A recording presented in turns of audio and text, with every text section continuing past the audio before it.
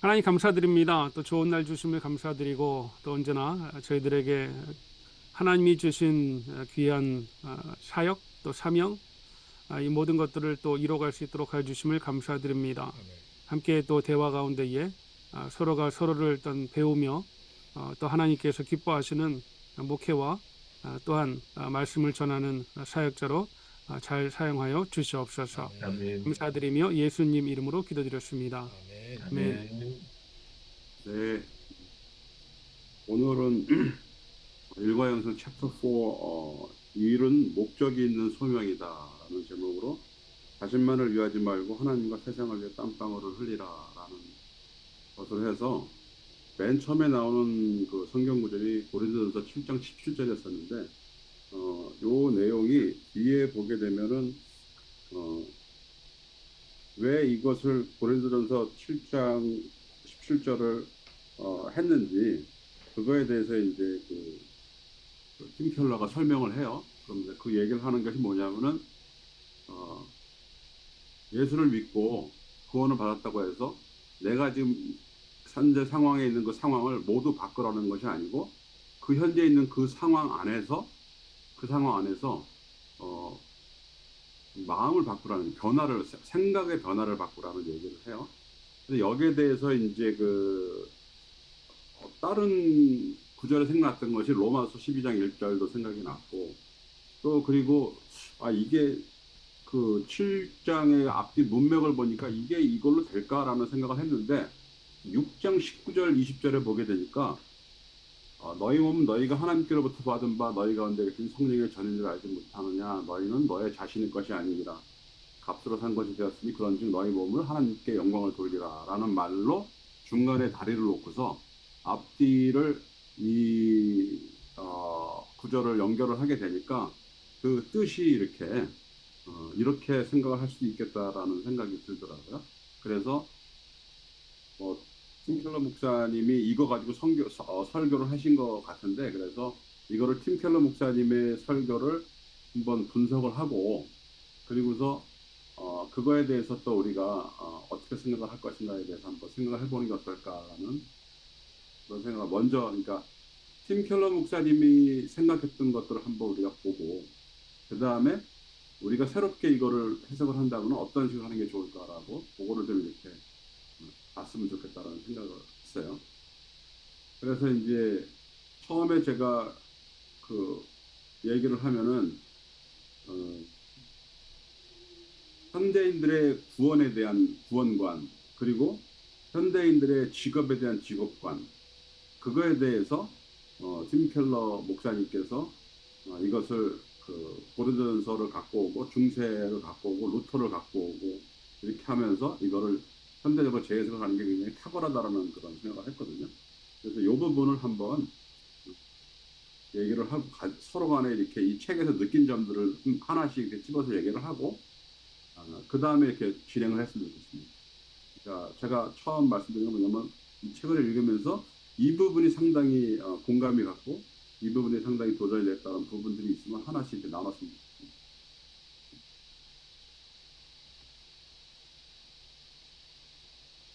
제 딸이 이제 대학을 이제 올해 5월 달에 다음 달에 졸업을 하는데 그 직장을 이제 찾고 있는데 올해가 가장 뭐 어려운 해라고 하는 그런 말이 있더라고요. 왜냐면 하도 뭐 AI든 뭐든 모든 게 겹쳐가지고 잡을 찾는 게 쉽지 않다라고 얘기를 하더라고요.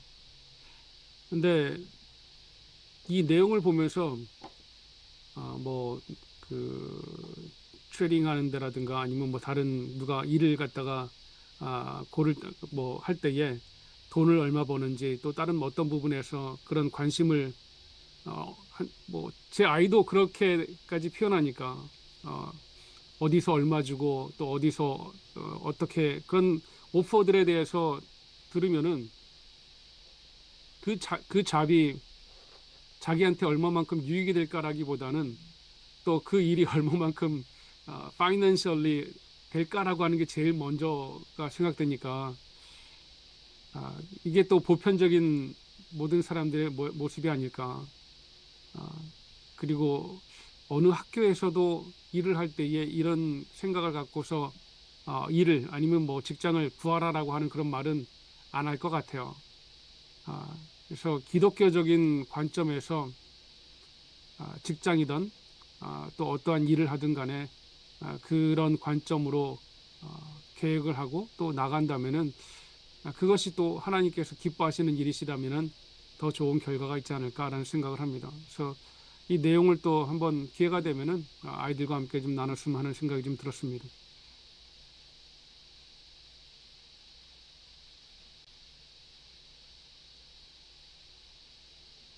예, 저희 딸도 이제 그 AI 그저 마케팅 거 하면서 굉장히 터프해요. 그리고 굉장히 그 필드가 언제 어떻게 변화될지 모르는 그런 상황에서 이제 하고 있는데 우연히 이제 그런 얘기를 하는데 야 그래도 일이 너한테 보람이 돼야지 뭐 너무 돈하지 말고 이렇게 얘기를 하니까 아빠 그 돈이 많이 벌어야지 보람이 있는 거야. 금융 치료가 있어야지 된다고 하는 그런 말. 돈을 많이 벌어야지 보람이 있는 거야. 어? 나도 물론 그 모르는 건 아닌데 보람이 있어야 되고 사명도 있으라고 하는 건데 그게 지금 현재 중요한 거니까 내가 거기에 대해서 이게 참 요즘 젊은 사람들이 가지고 있는 직업관이 그거거든요. 사실은. 그거 뭐라 그럴 수 없는 상황인데 이 삶을 어떻게 그걸 부정을 하지 않고 긍정적으로 이거를 그래 내가 일하면서 돈을 버는 것, 이 돈이 나한테 행복감을 주지만은 그 행복감보다도 더 의미 있는 것으로 이 직업이 될 수 있는 그걸 어떻게 얘기를 할 수 있으면 좋을까라는 그런 생각을 좀 해봤어요. 근데 참 대답을 탁 해주기가 쉽지는 않더라고요. 그러니까 아무래도 이제 현실에서는 그게 이제 그런저런 그 고려해야 될 것들이 섞여 있겠죠.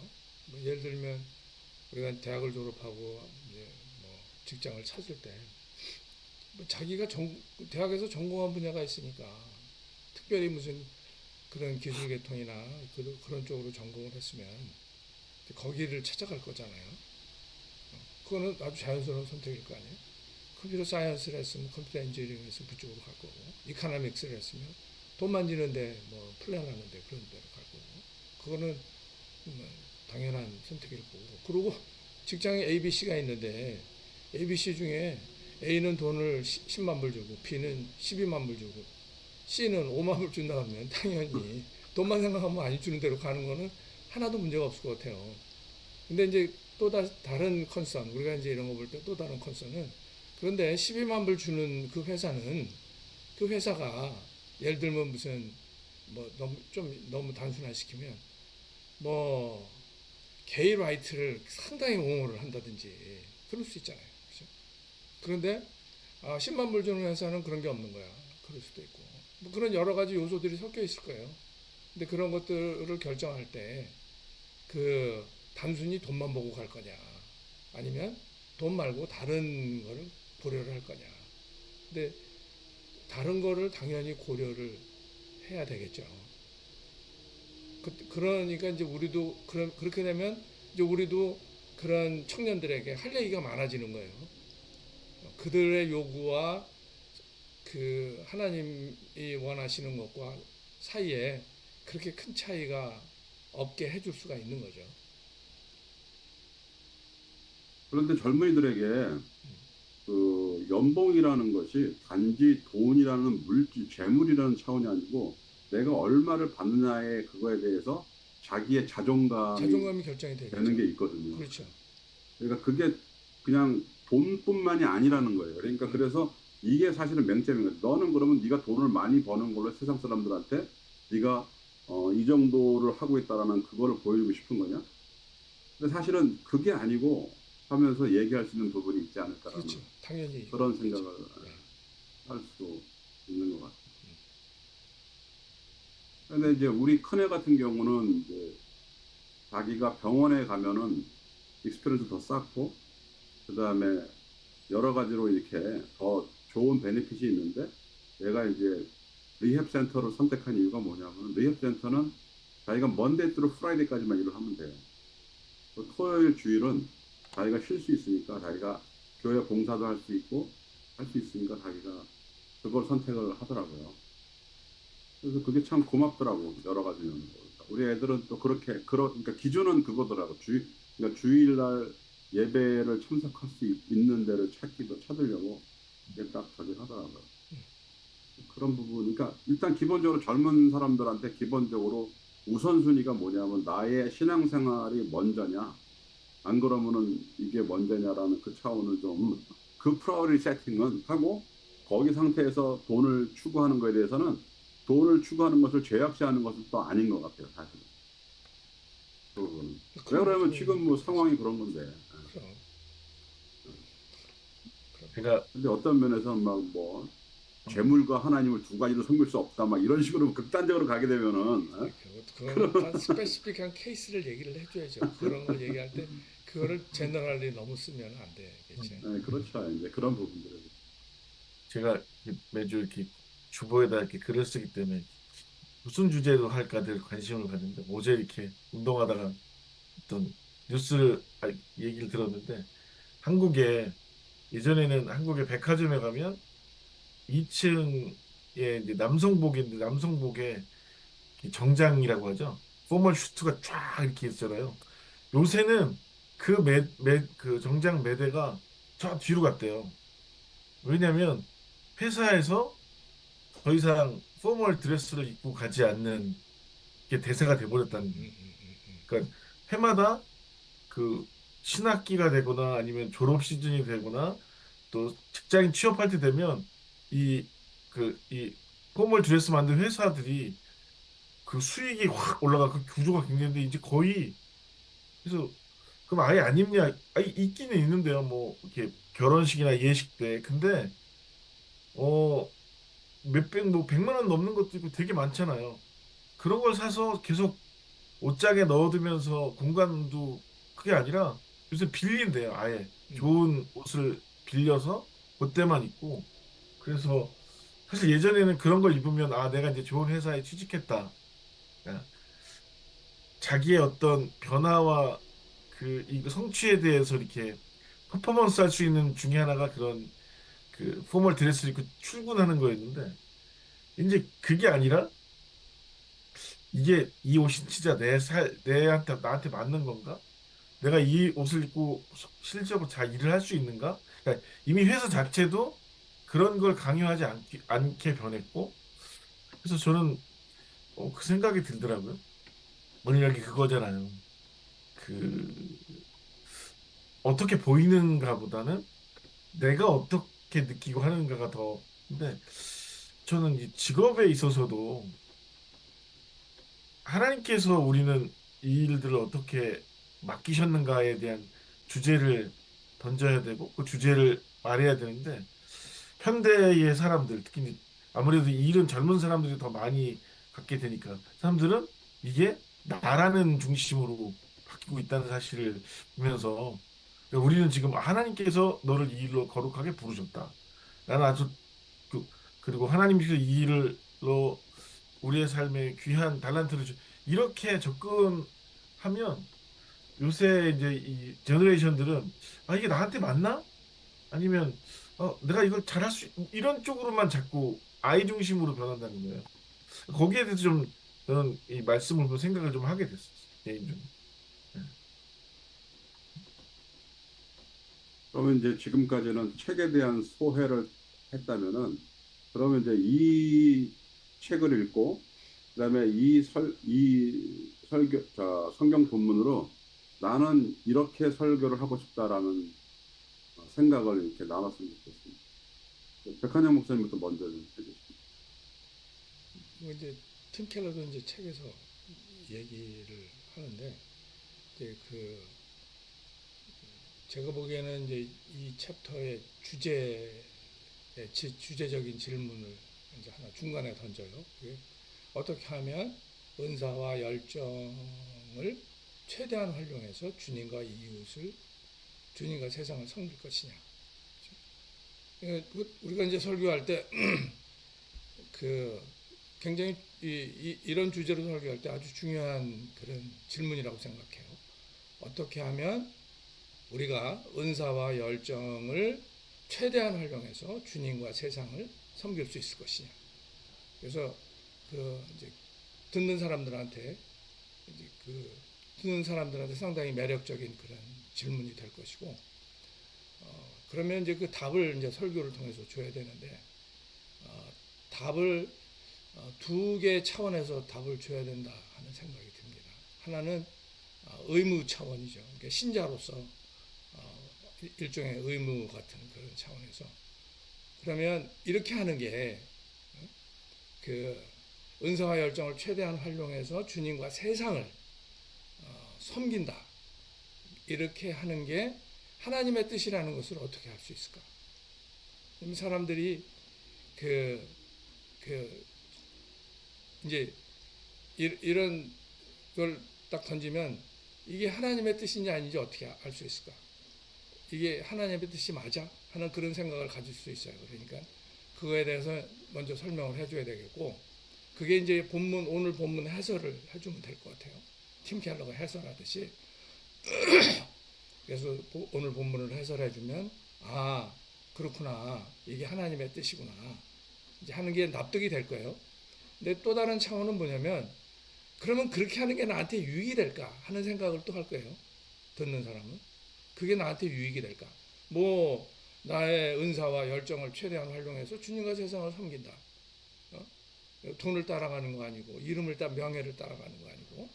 그런데 그렇게 하는 게 나에게 유익할 것이냐 하는 그런 스스로의 질문을 당연히 가지고 있을 거고, 그럼 거기에 대해서 설교 중에 이제 답변을 해야 되는데, 팀 켈러는 이제 그 부분에 대해서 그렇게 하지 않았을 때 이러한 부작용을 겪는다고 얘기를 하고, 이렇게 했을 때 이렇게 더 좋은 삶을 살 수 있다 이렇게 얘기를 하더라고요.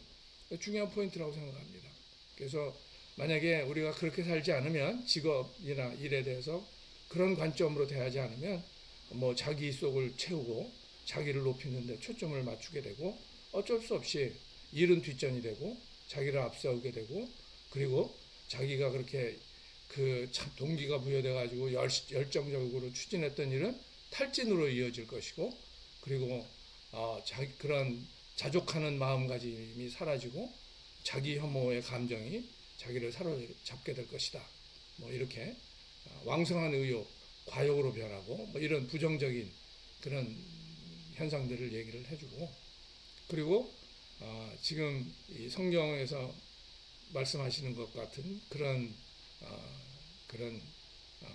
선택을 했을 때 경험할 수 있는 더 좋은 삶은 일의 목적을 자기를 넘어서 무언가를 섬기고 더 높이는 데 둔다 그러면 달란트와 포부 쭉 해서 설명을 하더라고요. 좋은 거. 그러니까 직업적인 열정이 효율적으로 사용되고, 그리고 세상적인 기준보다도 장기적인 성공을 거둘 수 있을 것이다. 그러니까 실질적으로도 유익이다 하는 얘기를 하잖아요. 그러니까 그런 관점, 우리가 설교 회중에 맞춰서 그렇게 왜 이것이 당신들에게 유익한지 그거를 설득력 있게 얘기해 줘야 되겠고, 왜 이거를 해야 되는지, 이게 왜 신자가 마땅히 해야 되는 의무인지 그거를 본문 가지고 설명해서 해주고, 그런 식으로 풀어가면 되지 않을까 싶습니다. 근데 이제 중요한 게 내가 설교를 어떻게 하겠다라는 걸 한마디로 요약해서 딱 할 수 있는 게 설교 제목이잖아요. 제목, 그죠? 설교 제목을 보면은 대충 나오니까. 그러면 혹시 가칭 제목을 정한 거 있으면은 한번 이렇게 서로 그 설교 제목을 나누는 것도 괜찮은 것 같아요. 그러면은 그 내용이 어느 정도 나오니까. 저는 가칭 뭐라고 했냐면 예배가 삶이 되고 삶이 예배되는 삶이라고 했어요. 그래서 사실은 주일이 일주일을 시작하는 주일인데, 주일날 끝나고서 세상과 저기서 디바이드해서 나가는 것이 아니고 주일날 예배를 드림으로써 세상으로 나가면서 세상에서 내가 하는 모든 일들이 예배의 연장이다라는 그런 차원에서 이거를 좀 풀어가면 참 좋겠다라는 생각을 했어요. 그런 부분으로. 그래서 근데 제가 특별히 중요한 건 뭐냐면은 일터에서 보게 되면은 신앙은 좋은데 일을 잘 못하는 사람들 있잖아요. 어? 이 신앙은 되게 좋아. 근데 굉장히 뭐 신앙적으로 하는데 일이 프로페셔널하지 않아. 근데 그거를 나는 신앙을 좋으니까 이걸로 됐다라는 그런 걸로 어, 그걸로 인정받기를 원하고 또 그렇게 받기를 원하는데 세상은 그렇지가 않거든.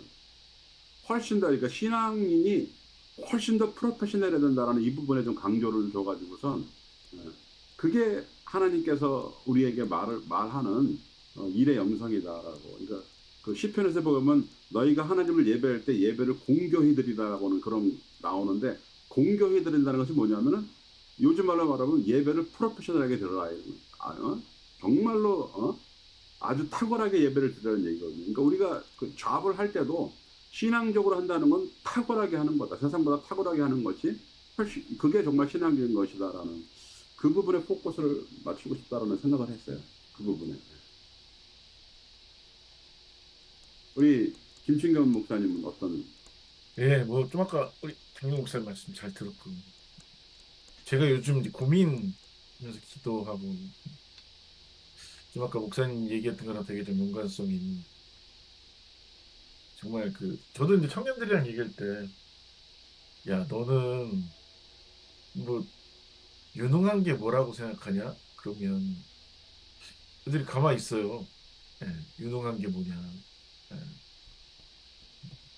그러니까 이- 자기가 맡겨진 일에 대해서 최선을 다할 뿐만 아니라 어느 정도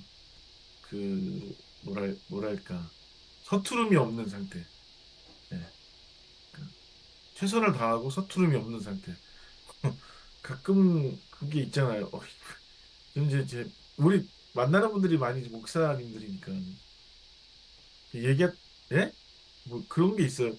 왜 그걸 모르지? 근데 그건 아주 프로페셔널한 부분이 아니라 아예 이그노 하시는 분도 있어요. 어떤 분야를 이그노 하더라고요. 그리고 자기는 이걸 잘한다고. 아이, 뭐, 그냥 할 수 있지만, 저는 서투른 부분은 없어야 한다.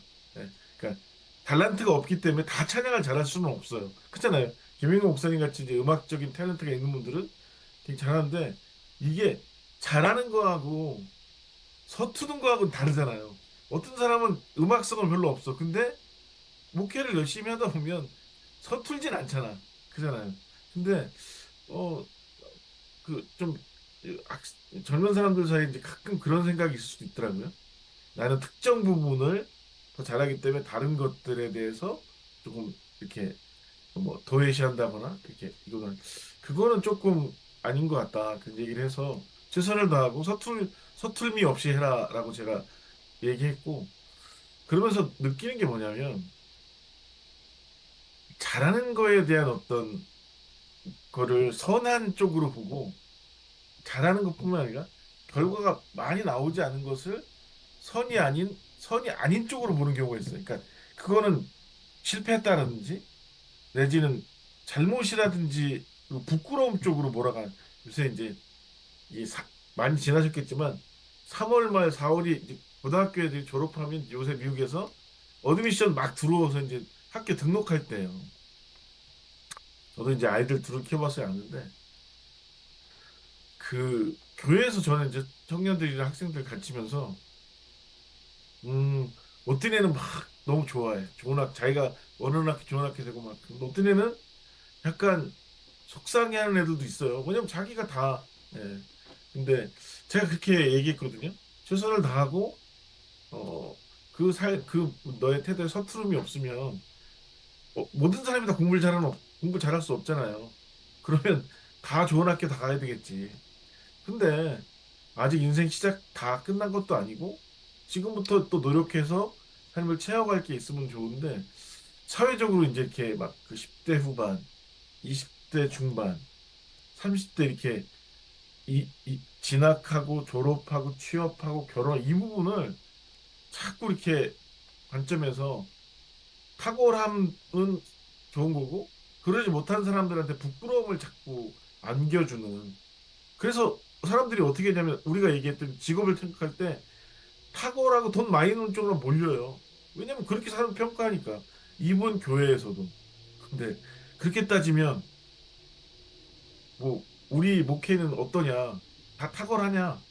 어, 다 1등이냐? 아니잖아요. 그럼 우린 다 쉐임해야 되고 다 부끄러워야 되는 거냐? 그건 아니잖아요. 그러니까 우리가 직업을 보는 관점이 좀 그런 부분에서 우리가 좀 생각해 봐야 될 부분이 있지 않나? 그 생각을 전 되게 많이 하게 되더라고요. 이거 뭐 또 개인적인 얘기를 지난번에 했는지 모르겠지만, 예, 좀, 뭐, 가끔 저는 우리 가족 중에 이제 교회, 이렇게 한국에서 찾아오면, 예, 교회가 이렇게 작고 그러니까 가시면서, 예, 앞으로 잘 될 거라고. 속으로, 아, 집사람이랑 그런 분들이 왔다 가면 되게 의기소침해지는 거야. 앞으로 잘 될 거래. 여태까지 잘 안 됐나 보다, 우리. 그러면서, 되게 뭔가 그게 있어요. 뭐가 내가 아무것도 잘못한 게 없는 것 같아요. 잘못한 거라는 거는 교회가 크지 않은 게 잘못이지. 근데 되게 그것 때문에 마음에 그 부담감이 많이 아는 거예요. 그래서 그걸 보면서 내가 여태까지 혹여 누구누구에 대해서 얘기할 때 그렇게 얘기했다면 그 사람도 그런 마음을 가졌겠구나. 부자가 되지 못하고 이민생활하면서 다 부자 아니잖아요. 삶이 넉넉하지 않은 거에 대해서 우리가 저분 축복 못 받았다고 저분 돈 많이 번 사람 축복 받았다고 막 이렇게 얘기하면 그분들이 얼마나 약간은 어떤 마음을 가지시겠나 그 생각을 같이 하게 됐어요.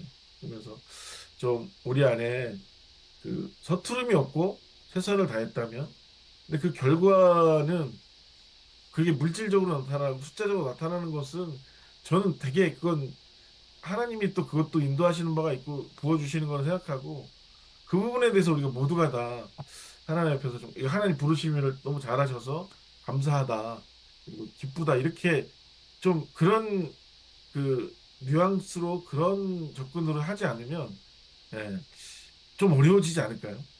아무리 우리 소명이라고 얘기해도 자꾸 왠지 나는 굉장히 자꾸 뭔가 잘못한 느낌을 가지고 예, 갖게 되면 너무 어렵지 않을까 그 생각을 좀 많이 하게 됩니다.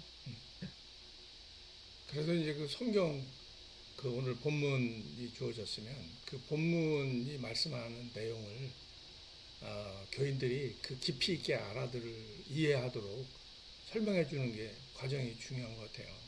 이게, 이게 신자는 마땅히 일을 대할 때, 일을 자기가 일을 선택할 때라든지 남이 하는 일이라든지 일을 바라볼 때 어떤 자세로 바라봐야 되는지를 본문이 얘기를 얼핏 보면 안 보이는데 목회자가 설명을 해주면 그게 납득이 되니까 그래서 그런 과정이 설교 가운데 꼭 들어가야 될 것 같아요. 그래서 교인들 이제 설교 듣는 사람이 듣고 들으면서 이게 내가 무슨 일을 하든 이게 본질적으로 이웃을 사랑하는 행위가 되는구나. 이것이 하나님 그렇게 보시는구나. 그래서 나는 그냥 일하는 그 자체에서 만족을 얻을 수가 있구나 하는 게 납득이 돼야 되겠죠.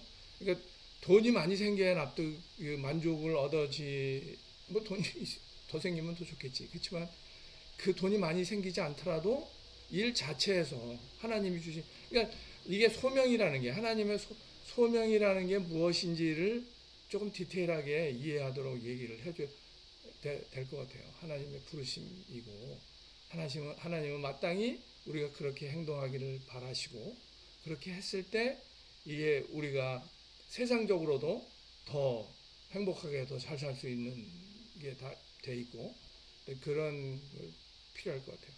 아까 이제 예배하고 연관시켜서 김민곤 목사님 말씀하시는 것도 이게 다 하루하루 하는 일이 뭐든지 다 이게 결국은 하나님이 부르시고 준비시켜 주신 하나님을 예배하는 행위다. 우리 일하는 게. 그래서 그게 이제 처음에 던져놓으면 무슨 말인지 이해가 안 되겠지만 팀켈러가 설명하듯이 본문을 가지고 차근차근 바닥을 깔아가지고 차근차근 설명하면 교인들이 고개를 끄덕끄덕 하지 않을까 그렇게 생각됩니다. 그러니까 이제 김명구 목사님 뭐 할 말씀 있으세요? 요 아직까지 아, 요 부분까지.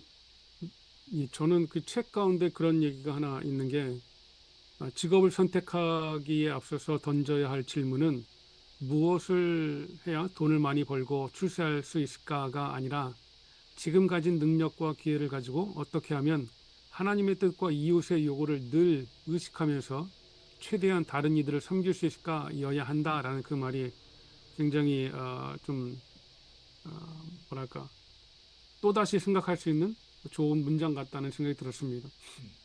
그리고 오늘 뭐 본문도 그럴 수도 있고 어, 여기서 이야기하는 하나님의 뜻과 이웃의 요구를 늘 의식한다고 하는 그 자체가 내가 있는 곳에서 뭐 하나님이 영광 받으실 만한 일들이 있다면은 그 일이 분명 하나님께서 좋아하시고 기뻐하실 일 같아요.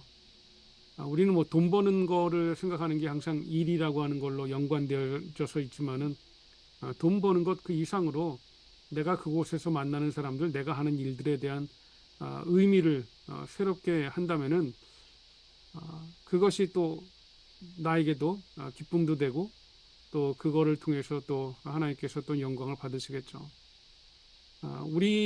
저는 제가 잘 보는 그런 영상 가운데 하나가 달인이라고 하는 걸 보거든요. 생활의 달인. 생활의 달인을 보면은 거기에는 최고라고 하는 사람들도 있는데 진짜 최선을 다하는 사람들이 달인이 되는 경우가 많이 있거든요.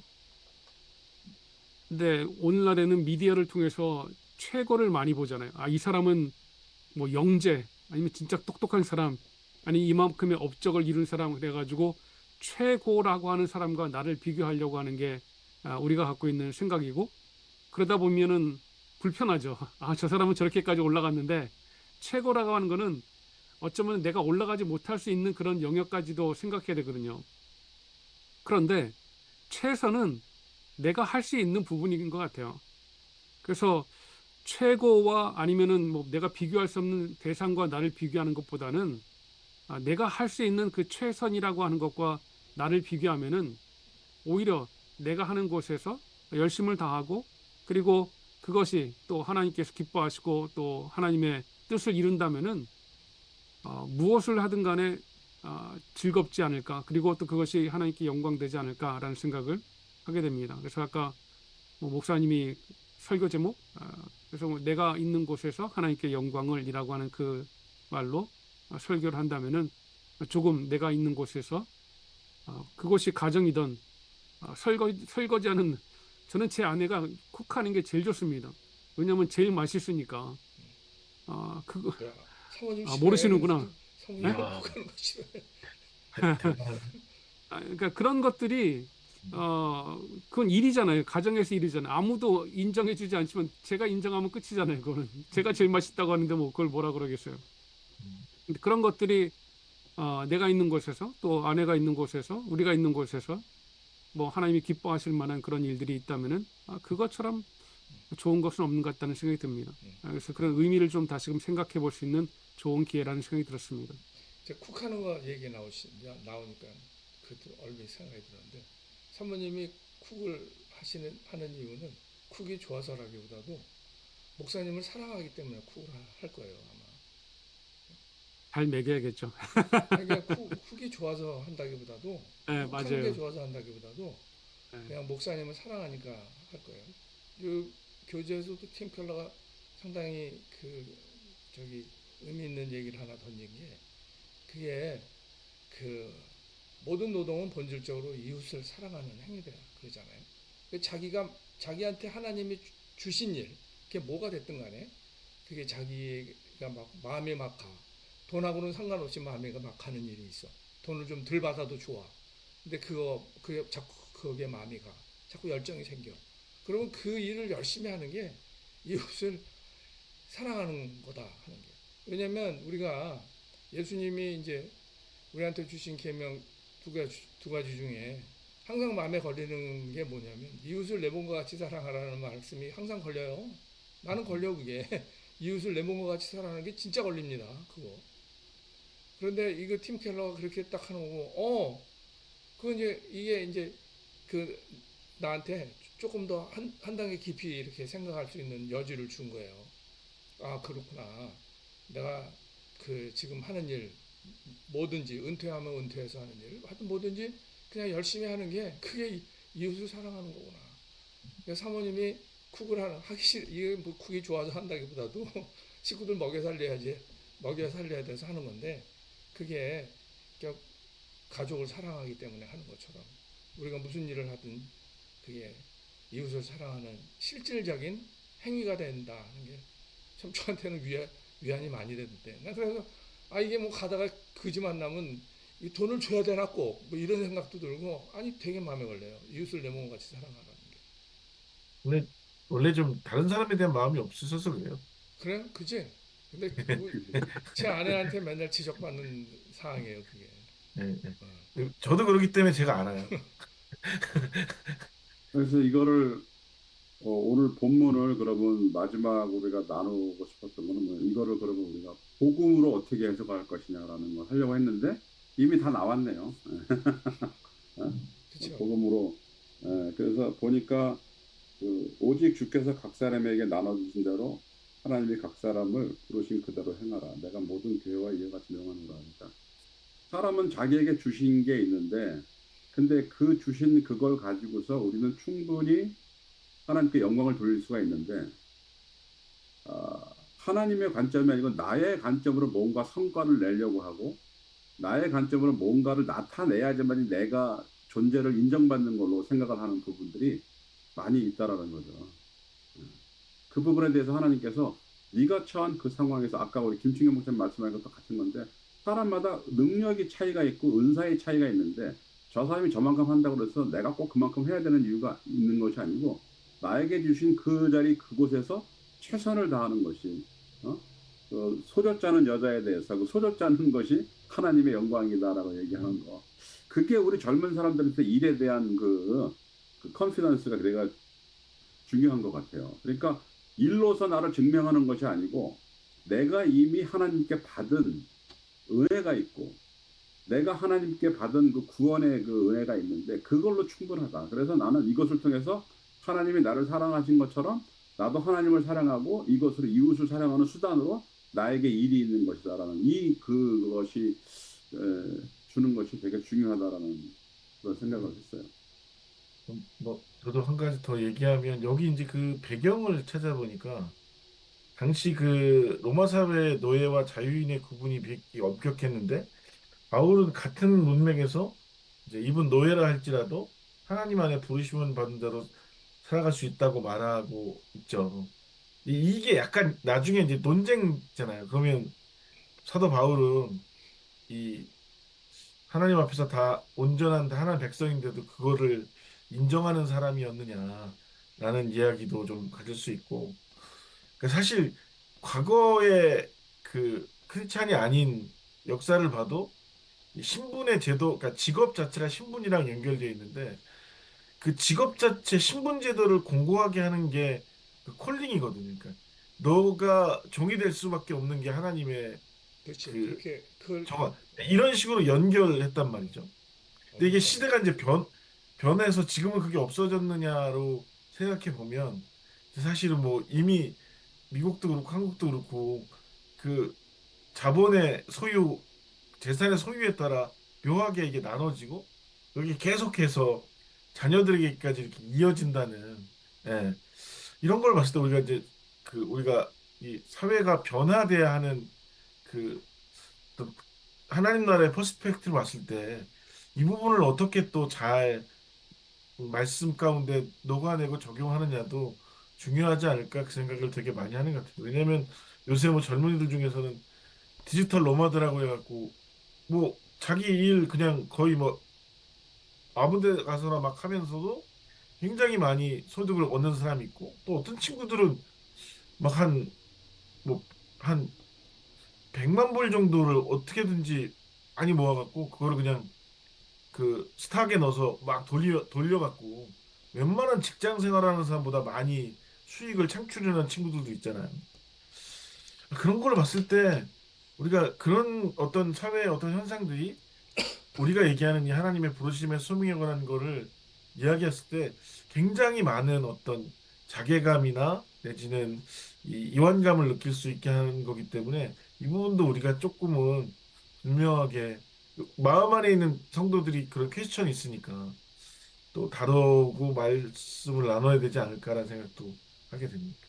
목사님 이제 말씀하실 때 억압이 아니 콜링이 억압의 도구로 쓰이잖아요. 기득권의 억압의 도구로 쓰이는 거거든요. 콜링이 어뷰스가 되는 거예요. 그러니까 지금 이제 과거에는 대중이 그거를 참아 견뎠어요. 그냥 그러면 그런가 보다 하고. 지금은 대중이 그거를 너무나 싫어합니다. 그래서 콜링을 억압의 도구로 쓰는 거를 너무나 싫어하는 거예요. 권위를 부정하고 어떤 자기들을 억압하는 어떠한 권위적인 것도 다 싫어하니까 콜링을 그렇게 보는 거는 정말 헤이트하고 싫어요. 그런데 아이러니가 그러다가 자기도 자기한테 기회가 생기면 자기가 억압적으로 변하는 거예요. 그게 이제 예수 없는 사회에서 반복적으로 일어나는 현상이거든요. 복음 없는 사회에서 계속 반복적으로 일어나는 건데 이제 오늘 본문은 그런 반복적으로 일어나는 그 사슬을 끊는 길을 보여주는 거죠. 우리한테 끊는 길을.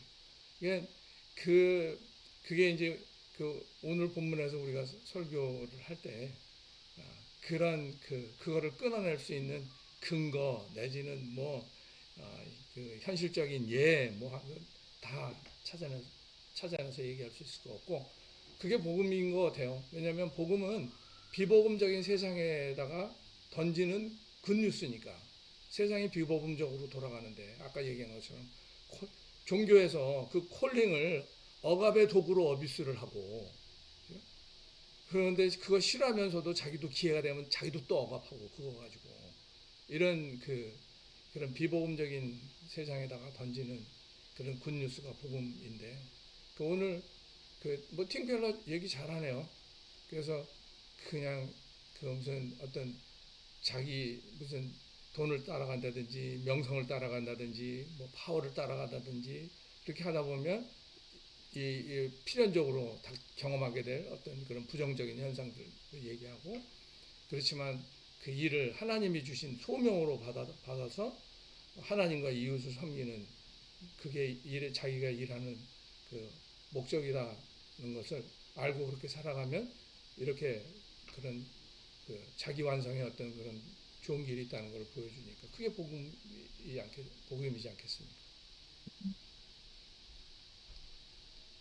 이게 삶의 외적인 조건을 바꾸는 게 아니라 기준과 방향을 바꾸는 말씀으로 이렇게 쭉 얘기하는데 늘 저는 그 얘기가 한 개인의 이야기가 아니라 우리 교회 자체가 그런 기준과 방향이 항상 하나님 부르심에 맞게 가야 하는 게 맞지 않나. 그러니까 부흥이란 얘기를 할 때 우리는 이제 복음의 부흥을 많이 하고 하지만 또 많은 교회들은 부흥할 때 정말 그 물리적한 부흥을 되게 많이 추구하고 원하는데 우리가 항상 다 부흥해야 된다고 생각하면 모두가 다 부자가 되고 모두가 탁월해야 한다는 얘기랑 거의 다르지 않다는 생각이 들어서 또 그것도 제 주중에 어떤 그 한국에 1950 몇 년에 와서 사목 활동을 하다가 그 소천한 그 신부 이야기가 나오는데 네덜란드 분이시더라고요. 근데 이제 얘기 기자 한 10년 전에 돌아가셨는데 기자가 물어본 거예요. 어떻게 이렇게 여기서 다른 나라에서 오래 있게 됐냐. 근데 그 얘기를 하더라고요. 하나님의 부르심이 내가 이곳에 있겠다. 근데 이제 재밌는 거는 자기 친구 중에 대주교가 나왔다는 거예요. 쉽지 않대요. 예. 그렇겠죠. 대중이. 예, 그 자기랑 절친이었는데 대주교가 나왔다고. 근데 너무 축하 많이 하고 근데 그 친구가 야 너무 고생하니까 이제 대주교가 친구니까 들어오라고 그랬는데 하나님이 너를 대주교로 부른 것처럼 나는 여기서 이 어려운 사람들과 부르심이 여기가 맞는 것 같다. 너의 배려에 감사하지만 끝까지 이 사람들과 지키고 있겠다는 얘기를 딱 그 얘기를 들으면서 좀 우리 교회가 그런 어떤 뚝심과 믿음의 방향성을 잘 지켜야 되지 않을까. 네, 그런 생각을 더 많이 하게 되는 것 같아요. 그 복음으로 얘기를 하는 부분에서 이제 몇 번 제가 예화를 영성하면서 얘기 들었는데 어떤 스승이 집안에서 동전을 잊어버렸는데 밖에 나와서 밝은 데서 동전을 찾는 거예요. 그러니까 제자들이 와서 뭐 하시냐 그러니까 동전을 잃어버렸는데 동전 찾고 있다 그러니까 찾아도 어디서 잃어버리니까 방에서 잃어버렸다고 그래요. 아, 이거 방에서 찾아요. 여기 밖에서 찾으니까 여기가 환하고 저기는 어둡잖아. 여기서 찾는 거라고. 근데 우리가 그 자기의 어떤 그런 존재를 세상에서 찾는 것이 마치 이런 모습이라는 거죠. 복음 안에서 예수 안에서 찾아야지 온전하게 찾아낼 수가 있는 건데 밝은 곳이라고 해서 그곳에서 뭐가 있는 것을 찾지만은 거기에서 잃어버린 게 아니기 때문에 그 부분이 굉장히 중요한 부분이에요. 잡에 대해서 우리가 성과로 뭔가를 이뤄내려는 것이 아니고 이것이 복음 안에서 하나님께서 우리에게 이미 칭의라는 여기서도 얘기는 나오지만 칭의라는 이미 우리를 구원하셨는데 그 안에서 우리의 존재는 이미 존엄한 존재가 됐다라는 거죠. 그것을 우리가 받아들이게 되면은 그 다음에는 하나님께서 우리를 사랑하신 것처럼 나에게 주어진 잡이 나의 존재를 증명하는 목적이나 수단이 아니고 하나님과 이웃을 사랑하는 수단으로 나의 잡이 될 수 있다라는 거. 그렇게 얘기할 수 있지 않겠나라고 생각이 들겠습니다.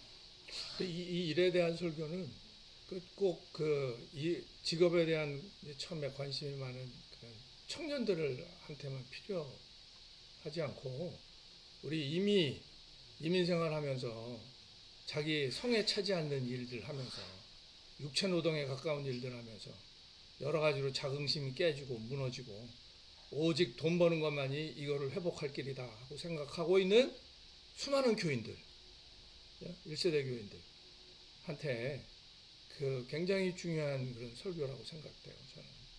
그래서 그것도 중요하지만은 네. 돈으로 성공한 사람이 나는 성공했다고 생각하는 그것도 깨트리는 것도 굉장히 중요한 거예요. 그러니까 그러니까 그게 그런 분들이 왜 자꾸 그러냐면 교회 와서 목사님 자꾸 부흥해야 된다니까. 너네도 부흥한다면 왜 난 돈 못 벌게 해? 이러면 말이 안 되잖아요. 서로. 네. 그렇기 때문에 이 저기 1세대들한테도 굉장히 저는 중요한 뭐 설교. 어느 지역회라고 얘기하는데 왜 우리 CMN의 한인총회는 뭐 저기 베니핏이 많이 없냐고. 그러면 왜 UMC 가지 그랬어? 처음부터 알았잖아. 왜 지금 와서 그래? 그렇잖아요. 제가 되게 놀랬던 게 훈련에서 공부할 때 선교학을 쭉 얘기하는데 미국에서 가장 선교를 많이 하는 교단은 남침내 교회다. 근데 교수가 얘기하는 거예요. 실제적으로는 제일 작은 교단인데 CMN이라는 데가 있다. 걔네는 몰빵하더라. 걔네가 제가 실적 1등이다. 저 그 얘기를 들었어요. 그래서 와 그런 데구나. 그런 자존심을 처음에 이제 우리 1세대 백 목사님 이런 갖고 계시더라고요. 그래서 이분들은 정말 아무것도 쥐뿔도 없는데 정말 영적 자존심만 확실히 있다. 근데 지금은 그것도 없어졌어요. 예. 그것도 왜 없어. 아직도 예. 왜 없어 있지 다. 예. 아니 다 지금 있어. 방향성이 되게 그런 게 약해져요. 음, 우리가 약한 교단으로 적게 있지만 해야 될 일이 있다가 아니라 그 자꾸 약해지는 거에 대한 불안감을 갖고 있는 거예요. 예.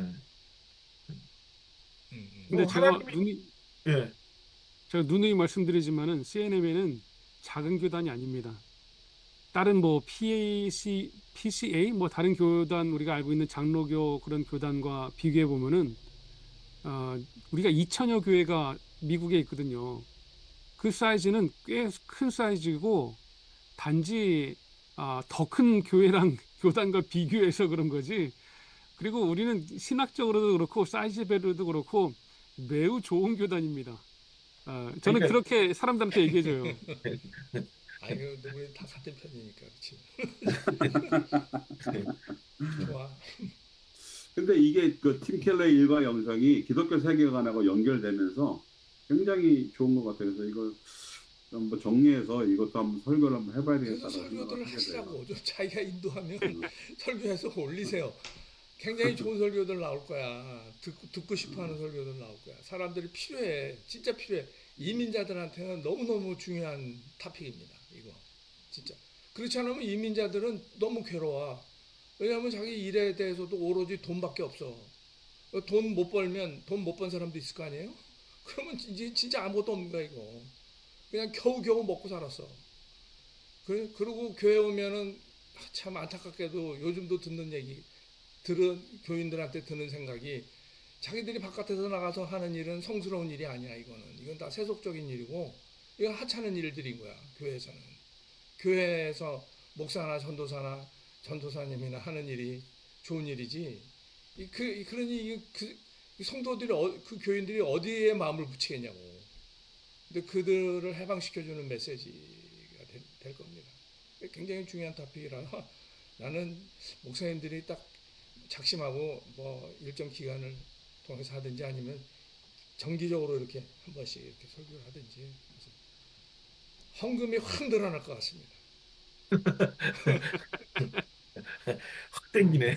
그렇지. 헌금이 확 늘어나지. 왜냐하면 아니 교인들이 자기가 지금 돈 버는 일에 대해서 자부심을 가지게 되고 뭐 보는 시각이 달라지고 그 은혜를 받으면 그럼 당연히 헌금을 많이 하지. 그게 당연한 거 아니에요? 헌금해야지. 기쁜 마음으로 하게 되죠. 얼마나 좋아. 유진 피러슨 목사님 책에서 바위를 쪼고 있는데 바위를 쪼고 있으면서 그 바위를 쪼는 사람들마다 그 의미가 다 다르잖아요. 그것도 참 그러니까 뭐를 하더라도 그 의미를 부여하는 데에 따라서 나의 삶에 저희가 달라지거든. 그 부분에서 굉장히 중요한 부분입니다. 이 정도로 오늘을 끝내기로 할까요? 예. 네. 네. 네, 목사님 기도하고 마칠까요? 네, 제가 기도하겠습니다. 하나님, 은혜를 감사합니다. 팀켈러 목사님의 일과 영성을 통하여서 현대인들이 가지고 있는 배금주의, 물질주의, 복음보다 우상화되어 있는 그 모든 것들을 다시 보게끔 하여 주시니 감사합니다. 우리 안에 혹시 그런 물질주의, 배금주의가 없는지, 무엇이 하나님보다 그 위에 있는 것은 없는지 다시 바라보게 하시고 겸손한 마음으로 우리 성도들에게 이 복음을 전할 수 있는 은혜를 허락하여 주시옵소서. 이번 주말 사역도 주님 함께하여 주시고 각 교회마다 하나님이 부어주시는 놀라운 은혜가 넘치게 하여 주시길 간절히 바라오며 우리 구주 예수 그리스도 이름으로 기도합니다. 아멘. 네. 아멘. 아멘.